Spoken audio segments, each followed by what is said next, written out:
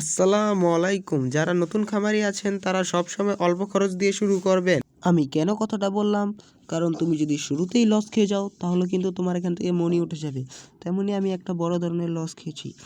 এখানে যে কালো মুরগিটা দেখতে পাচ্ছ সেটা কিন্তু আর বেঁচে নেই, কারণ আমি এই ভিডিওটা ফুটেজ আমি আরও 2-3 দিন আগে নিয়েছিলাম। আমি এই কালো জাতের মুরগিটা আরও 4টা কিনেছিলাম। এই 4টা মুরগি মারা গেছে এবং এটা নিয়ে 4টা।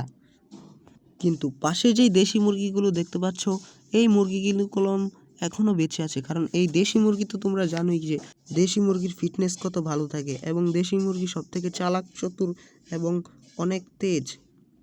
সেইভাবে দেশি মুরগির রোগ প্রতিরোধ ক্ষমতাও অনেক বেশি, তাই সহজে তাদের কোনো রোগ হয় না।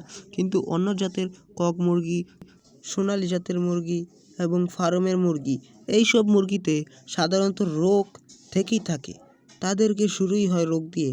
তারা এরকম জাতের একটা মুরগি, তাদের রোগ ছাড়া মনে হয় তারা বাঁচেই না।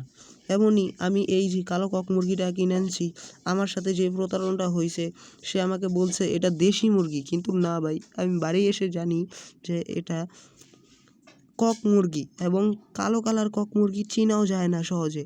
এবং সে এরকমভাবে রাখছে যে তাদেরকে বুঝে যাচ্ছে পুরাই তারা দেশি মুরগি।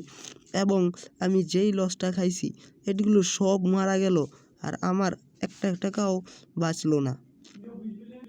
এই থেকে আমি শিক্ষা পেলাম ভাই, যে হাট থেকে কখনো মুরগি কিনবে না। আর ভিডিওটা আজকে এ পর্যন্তই ছিল। সবাই ভালো থাকবেন, সুস্থ থাকবেন, আর চ্যানেলটা সাবস্ক্রাইব করে লাইক করে দিবেন ভিডিওটা।